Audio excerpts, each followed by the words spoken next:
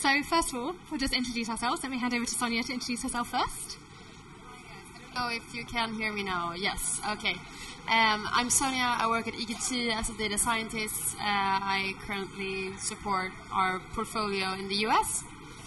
Yeah, great, thank you. And then my name is Helen McKenzie. So I work at a company called CARTO. We're a location intelligence platform that helps our customers solve all of their spatial problems. If you haven't had a chance yet today, please do come over to stand 320, I believe is the right stand, it's just up there, and come and have a chat with us and also see some beautiful maps. So let's get started. So in the next sort of 20 minutes, 25 minutes, these are what I hope you're going to take away from our session.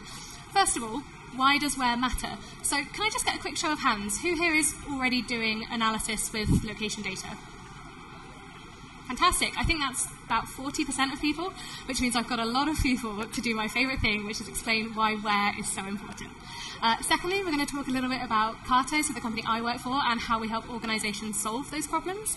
And then finally, I'm going to hand over to Sonja, and she's going to talk a bit about EQT Motherbrain Labs and how location intelligence is helping to create value for them and their portfolio investments. So first of all, why does where matter? My favourite topic in the world. So we're going to have a quick look at solving a problem with and without location intelligence and see some of the different conclusions that we get to with and without location intelligence. So first of all, let's take a sample problem that I think a lot of organisations are probably having to deal with at the moment, which is, should we be investing in services which are targeting particular demographics, particularly older demographics? So we all know, particularly in the UK and actually very much so in London, the population is ageing at a really, really fast rate, and it's something that no matter what organisation you work for, no matter what industry, no matter what you're doing, it's something we all have to think about. So, if we were going to approach this without location intelligence, we would probably look at the population structure of England and Wales in now and in the near future. Now, I do at this point want to apologise. I imagine a lot of people are in the same boat as me today and having some Wi-Fi issues. Well, I did originally have a really fun little animated graphic here to show how population is changing in the UK now until 2115. That feels like such a mad number to say. But unfortunately, due to the Wi-Fi, we're just going to have to look at the end result. So we can see that if we look at this without location intelligence, maybe we do this, create a little population pyramid as in our GCSE geography classes. And we can see that in England and Wales now, actually we can't see this now because we don't have the animation, but now the population aged over 65, so retirement age, is around about 18% of the population, which is a pretty significant proportion. By 2050, that will have risen to 24%, which is 15.5 million people, which is a huge number. And we can also see that in the next 50 years, the population who are aged over 100 will have risen to 65,000. So that's an increase of about 1,000%. So if I was to look at this problem without location intelligence, if I was thinking, how should I target my investments based on demographics, I'd probably say, yeah, no-brainer. Let's invest in services for older people. There's going to be loads more of them. They're going to need lots more services targeted at them. So yeah, let's absolutely do it. But if I was going to use location intelligence, I might get a slightly different picture. And again, time for a Wi-Fi disclaimer apology. I was originally going to walk you through a demo showing you this interactive map, but unfortunately due to the Wi-Fi, I didn't want to risk it, so I've just got some screenshots instead. But what I can do, if you come over to our stand, hopefully the Wi-Fi will hold up over there and I'll be able to show you the demo, or we can also send it out to you. But this is a demo basically looking at the location where people are living who are in this particular demographic. So these are the screenshots I grabbed about 2 minutes before coming on stage, so they're a bit rough. But what we have here on the left is the percentage of the population that is aged over 65. So we can see, if I walk this way, is that okay? Okay, we can see on this map here the yellow areas, so particularly London, where we are today, are areas where there's a really low percentage of people aged over 65, and actually if you look out to the coast, so areas like Norfolk, down to Dorset, Devon, that percentage really, really increases. And it's a really distinct pattern, so you can see that reflected in other urban centres like Birmingham, Manchester, Nottingham, probably. My geography of the north isn't always great. And then what we have here on the right is a bit more of a deeper analysis on that. So these are looking at hotspots of where those percentages are. So these are areas where there's a statistically significantly high percentage of people in those age groups. So again, we can see we've got a really statistically significant cluster here around Norfolk, particularly the north coast. down in Dorset, Devon again, and also very much so in Wales. For anyone who is going to put their hand up and say, what about Scotland? Scotland has a different census and collects data differently, which is why it's not included. So we can see that there's these really strong spatial patterns here. So actually, with location intelligence, again, we can see there's a really different geographic spread. And actually, I didn't actually cite the numbers, but areas that are yellow are where between 0 and 20% of people are over 65. Red areas are where that's over 80%. So that's a really, really huge difference. So we can see there's these really strong patterns here, and we can particularly find the hotspots of retired people in those rural areas, particularly Mid Wales, Norfolk, etc. So, with that information in mind, these are the kinds of decisions we might be making. We'd probably see a greater return on our investments if we targeted them in those hotspot areas, those rural areas, those coastal areas. If we targeted our services and our investments in places like central London, central Birmingham, we're going to really get a low return on investment. People aren't going to get much use for them, and we're not going to get much return on our investment. So we can see that's a really, really real difference in terms of the types of conclusions we're getting to. So without location intelligence, we basically have a bar chart and we can make a blanket conclusion.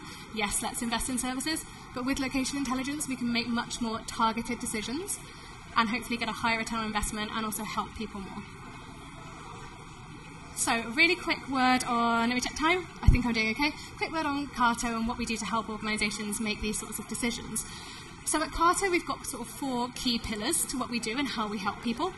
So first of all, we integrate natively with cloud data warehouses, so things like Google BigQuery, Snowflake, Redshift, Databricks. When you do spatial analysis with CARTO, you're actually running all of that processing and analytics directly inside your cloud data warehouse, so you don't have to take data out of your cloud data warehouse, analyze it maybe in a desktop or legacy GIS, and then load it back in. It all stays there. You maintain that single source of truth. Then we have data enrichment, so we have a spatial data catalogue that I think at the moment has about 12,000 data sets in it. That's things like environmental data, financial spend data, human mobility data, so our customers can plug into all of that and again access it via the cloud, so you don't have to go and download that data and re-upload it into your own system. Then we have our analytical toolbox, so this is a suite of user-defined functions that you can use to perform advanced spatial analysis directly in the cloud. So that's things like I just showed you, hotspotting tools, it's spatial regression tools, ISO lines, a huge range of different tools available. And then finally, solutions and visualizations. So if you walk past our stand 320, you'll hopefully see a video showing loads of really exciting different maps and apps and different visualizations that you can use to communicate your data in a really effective way. And then we also have an end-to-end platform. So like I said, we have the technology, so things like the analytics toolbox I mentioned, the cloud integration. We have the data, and then we also have services that you can use to support that. And then finally, just another note on the cloud, because I really think it is what makes us really special. So we work on top of all the leading cloud data. Just want to check you can still hear me. It sounds different in my ear. Okay. We work on top of the leading cloud data platforms, so Google BigQuery, Snowflake, Redshift, and any Postgres-compatible database. But if you're working with those sort of more conventional data formats, like things like CSVs, shapefiles, etc., you can still upload those. You can use CARTO as an ETL tool to upload those into your cloud database. And then you can also connect to our data observatory, which has those 12,000 data sets available to you. And then this is just an illustration of what that sort of looks like and how that sort of fits in with what you're doing. So you can see here, we have down here our cloud platforms, our next-gen data warehouses.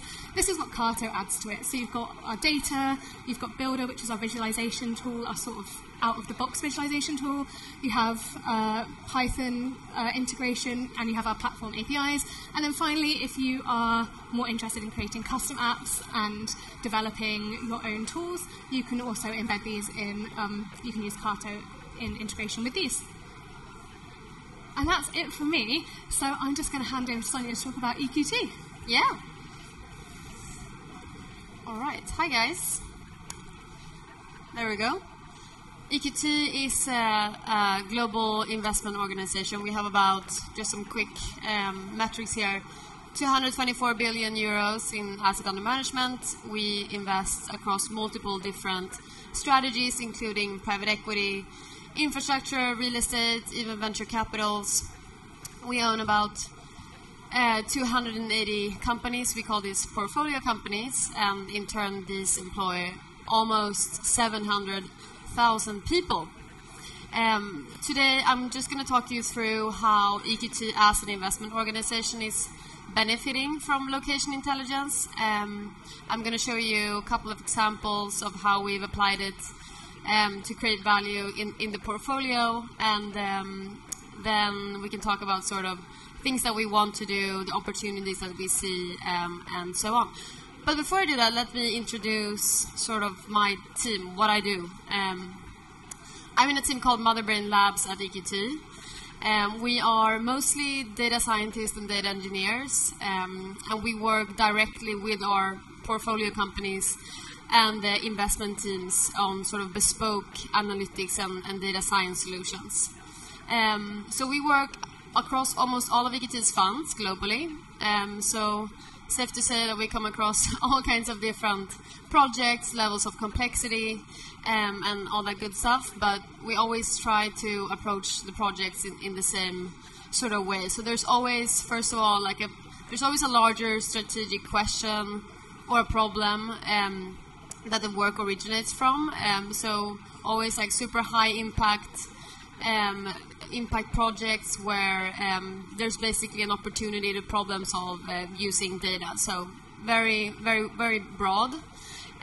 We're super fast, so we tend to deliver this proof of concept, proof of value solutions in a matter of weeks instead of months or even years. I'm sure a lot of you know that it can take a very long time to sort of be experimental in a company. So we help our portfolio companies in that way. And we have collected sort of a very cool data stack and set of tooling that really serve us well in the way that we work. We tend to focus on either end-to-end tooling where we can do a lot in the same place super quickly, or more niche technology like LangChain is right there that solves like a very specific type of or part of the end solution. But yeah, let's just walk through some examples of stuff that we've done. So this first example, we had a portfolio company, and this is not an uncommon situation, where they had a very manual and non-data driven marketing process. So like any process it might be, that can vary, but this is a very common example or scenario for our group. They were basically casting like a super wide net, and we were brought in to see if there was a way that we could leverage analytics or data science to sort of increase the ROI on their marketing spend, essentially. And they had a pretty good idea of like what the target group was. They just weren't leveraging it. There were some demographic components like income, unemployment in certain age groups, things like that, but there was also a very clear geographical component, so proximity to specific operating locations of the company. And so what we really wanted to do in broad strokes was just take the operating locations, draw a circle around them spatially, and just identify areas within that circle that best fit the target group. So not a super complex task, right, but definitely a geospatial case. Another thing that we really wanted to accomplish was create like an overall attractiveness score, not just looking at the individual demographic variables, because there were a lot of demographic drivers to the target group. So we ended up using unsupervised machine learning to sort of combine all of these drivers into one final sort of attractiveness score, or this is what CARTO calls spatial composite score. Very fancy word. And that's what you see here in the image. Darker purple colors being generally more attractive than the lighter purple colors areas. And this really helped the company just to focus their marketing efforts a little bit more, and just giving them a guidance on where to spend more money, where to probably spend less money, and things like that. Okay, moving on. Another portfolio company example. So we had a portfolio company where the expansion strategy was essentially to execute a large number of bolt-on M&As. And what's a bolt-on M&A? The purpose is basically to increase the market share of the company by acquiring smaller businesses that have similar operations. So that's basically it. And it was really important for the team at the company to understand the network and the density of the different potential targets to each other. So like a very clear geospatial use case. So we started off by scraping Google Maps, and we love doing that because it's. I mean, if you're looking for like local smaller businesses, that's where you'll find most of those things. And we work a lot with scraping, and we're really good at scraping information and extracting data points from that information. So that's exactly sort of what we did here, and we use CARTO to visualize the data. And we also incorporated some other cool data points like web visits or web traffic data points, things like Google reviews that came from the scrape and stuff like that. And then we just put everything in CARTO, and it's a really great tool for the team to be able to narrow down the search and have like a very cohesive picture of the opportunities. Yes. So, why do we use location intelligence? For me and for my team, it's like we're pretty clear on that. Like everyone understands the concept of a map. Like it's such an intuitive way of looking at data. It's such an information dense way of looking at data. And we find that the consumers of our work, it's very clear from the get-go how they're supposed to interact with a visual like that. When it comes to CARTO in specific, an end-to-end tool allows my team and my colleagues to work really fast and work very independently. So like you can get from an idea to a visual in like a matter of hours just from starting to research, which is super great. Like you can do, I mean, let's talk about through all of these steps. This is basically how we set up most of our projects. There's the data side, there's the transformation side of it, and then there's the visual. So if we start on the second bullet there, CARTO has this data observatory solution where it's basically a data marketplace. So that's where we source all of our demographics, for example. They have public and premium data sets. So we use that a lot for research as well. So like I mentioned, we handle a lot of different topics, a lot of different types of problems, and it's a good place for us to go and just see what's out there basically, and that plugs right into the rest of the solution. So the next thing, the workflow tool, is really nice. It's basically, imagine like a drag and drop for spatial operations. So with spatial operations, like you remember how I drew that circle spatially around a specific point and intersecting that with other data? All of those are spatial operations that you would perform there. Like even the overall attractiveness score that I was talking about, all of that is sort of drag and drop things that you can do in the workflow. So even though like there's some levels of customization that you need to do that you can handle later on, getting a head start and like being able to go from idea to finish that quickly with a tool like that is super, super neat for our team. And then the last point there, it's really important for us that we share interactive, dynamic, shareable interfaces. So most of our, a big part of our job is making sure or delivering data in an intuitive way, because most of our consumers or the consumers of our work are not data scientists or data engineers. They're like business leaders and investment professionals. So the CARTO map builder is it's customizable, but by default it's just beautiful, and it's such an easy way for us to get like a visually pleasing end result to our projects. I mentioned some of the things that we have done in the past, so some market expansion stuff. We've also done site planning projects, we've done some competitive analysis projects, market penetration stuff. I showed an example of M&A sourcing. We also use CARTO because EQT has a lot of funds, right, and a big portfolio. So we also use it to sort of layer the data from different funds, and there's usually a lot of cross opportunities there. So it's a tool for us to just help our investment teams find those joint opportunities. In terms of things we want to do, there's so much we want to do. We're recently like getting into location intelligence, but there's so many obvious domains and sectors where you would apply this. Like really want to do some projects in renewable energy. We have a lot of those companies. Agriculture, telco, we're dabbling in a little bit now, and I think they're just sort of obvious next steps for us.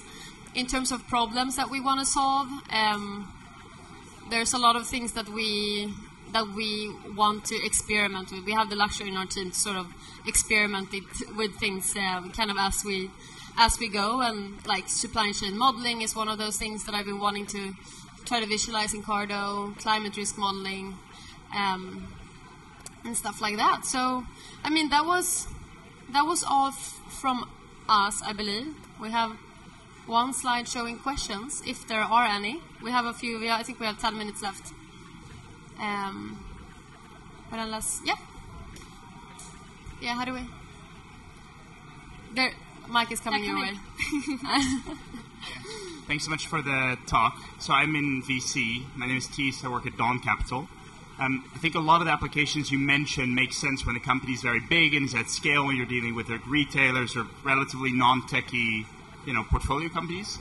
If you were in VC where you have a smaller stake, what would be some of the first applications you would think of for location intelligence? Ooh, good question. I would probably use it from like a DD perspective, perhaps, like a lot of, I mean, not all, but there's a lot of VC companies that are consumer facing. So like, how's the population looking in a certain area compared to another area? Where are they planning to expand? Does that make sense? In VC, you are giving a lot of freedom to the owners of the company. It's not sort of a buyout strategy, so definitely things like that. Plotting web traffic would be another clear application of this. I don't know if you have another example. Yeah, I think just on the consumer. Sorry, can you still hear me? Okay, great. Sorry, it's a very weird setup. I think on the consumer-facing side, there's absolutely something that you could use location intelligence for, particularly things like, I was reading about blank street coffee the other day, which is trying to expand into areas where people are, really, really into coffee, and they'd maybe not go to a Starbucks or a Pret, but they'd go somewhere independent. It's trying to address that market. So you can do things like on our data observatory, we have a geosegmentation index, which basically takes everyone in the country and ranks them against different indexes based on their behaviours and their consumer spending patterns. And there's an index in there called coffee connoisseurs. So if I was trying to help with a company like Blank Street Coffee, I think is their name, I would be trying to find areas where those coffee connoisseurs live. So I think those consumer-facing companies are ones where you can really, really find a lot of value for sure. Yeah.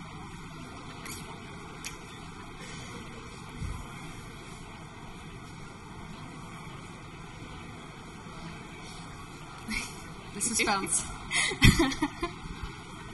Thanks. Great talk. I have two questions for EQT actually. The first one is, you mentioned the Google web scraping. Is there any complexity, any challenges around that in terms of both legal uses and as well as like operational use? Sorry, in terms of Google web scraping? Yeah. Any so complexities in terms of, you mentioned too? The legal aspect of it and the operational aspect of it, the actual usage. I'm not gonna speak on the legal aspects of that, but we do a lot of scraping. Operationally, we have I mentioned one of the tools that we use to do scrape. So Appify is a great tool to do all kinds of different. That's basically like a scrape marketplace. So big shout out to them. In terms of other challenges, I would say extracting information from a scrape. So it's obviously unstructured data.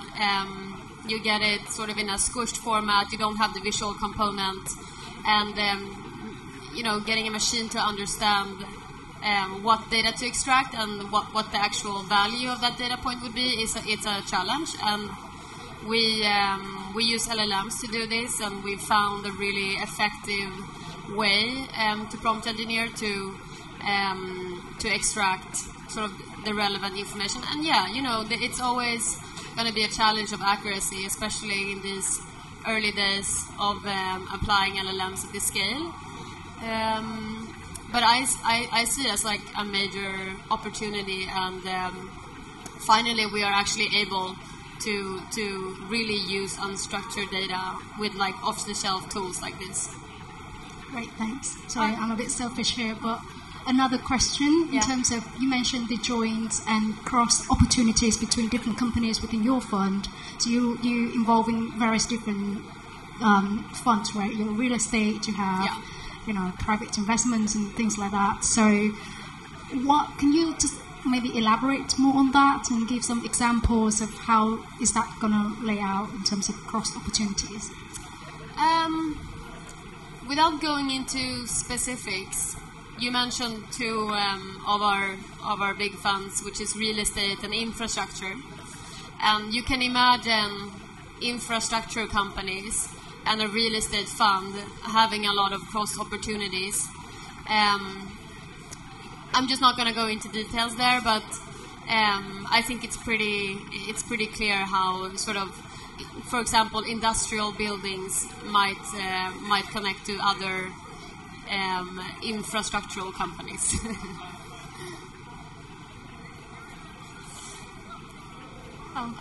Can we get a microphone at the front, please?